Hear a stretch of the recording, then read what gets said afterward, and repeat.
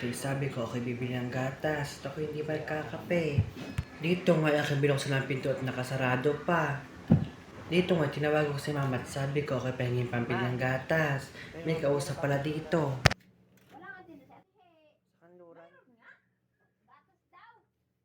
Sabi ko nga doon ako bibili sa labasan nang siguradong meron ang hindi na. Dito nga sa bandang ito si mama naghahanap ng pera kaya kami nagpunta doon sa may sala. Dito nga sa bandang ito si mama naghahanap ng pera sa may divider. Dito nga ako binibigyan ng pera, binigyan na may 100 ay 15 lang naman ng gatas. Dito nga ako binigyan ng 20 kaya sabi ko ako makakabili ng gatas. Dito nga ako umalis na at sabi ko ako bibili na at malayo pa ang bilihan.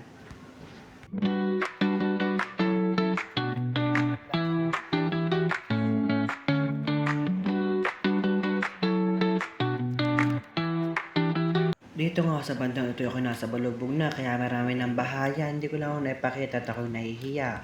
Mamaya ko na lang ipapakita pagbalik ko. Ang init.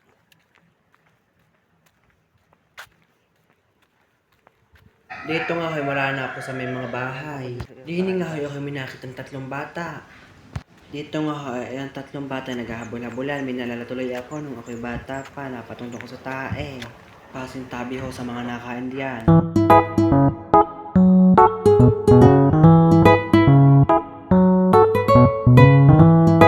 Dito nga ako sa amin ay kinukuwari kaya anong kabok, mapapasabi ka na lang talaga na KMJS na yan. Dito nga ay makikita nyo na puro kuwari na ang bundok, dati maganda. Ngayon ay pumangit na. Ang gabok, tingnan nyo guys. Ang gabok dito.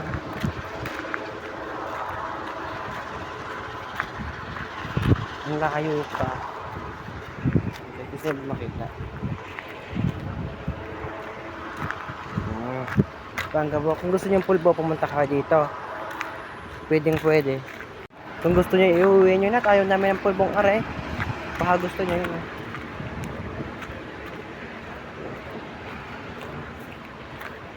Baka gusto niyo. Punta ako doon sa isang bahay. Doon sa unang kontinerhan. Wait lang. Pakita ko sa inyo. Yan, ang daming tao.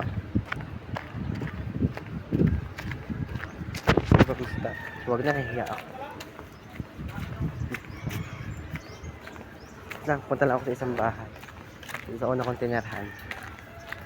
Ito nga po ako tumira ng inventory pala ako. 7 taon po ako dito nakatira. Pamula daycare. Pagpunta ko nga po dito sobrang linis na. Nakakahiya na pumasok Parang nakakahiya magkalat linis sa linis na are. Dito nga sa bandang ito nakakalimutan kong bumili ng ulam. Kanina pa ako nakaupo din Di kaya tako'y lumabas at tinuro ko kung saan ako bibili. Dito na nga ako dumaan ng madali. Dito nga ako shortcut para ako makabili ng ako nga ako bibili na. Wala. Tapos may isang kanton. Wala. Ano ang iPhone mo? Pinabenta ko na. Wala akong pera. A few moments later. Dito nga ako nakabili ng aking uulamin at kakapihin. Ayun yan, nagsasabi pa. Sa akin nga ay may nagtanong kung may hilo daw sa amin. Sabi ko may wala at ako'y naglalaba pa ngayon. Dito nga ako muna sa lilamay ako'y titigil at anong init. Tingnan nyo ka naman ho kainit din Ano takot na ho sa balat ng init. Tapos ako'y naglalaba pa doon. Dito nga ako'y nagmamabilis na para mabilis matapos sa paglalaba. Ako'y malapit na ang amin kaya ako'y nagmamabilis na para ako'y makapagatas at makapagluto na nare. Di na ako'y dire-diretso ang gawa. Dito nga ako pala ang sinasabi ko kanina mabahay. Tingnan nyo naman ito walang mga katao-tao, mga nasado ang bahay. Dito nga ang maririnig nyo lang inyong paglalakad. Dito nga walang ingay, hindi tulad ng kayo na pinuntahan ko na puro kware. Dito nga ako yung mami. Kaso, doon ako pupunta sa isang bahay na iyon. Doon ako naglalaba. Pinuti si pupusa ko at sinarado ko rin kanina. At nahabol nga ang pusa. Hindi are. Anong ingay na naman? Wait lang.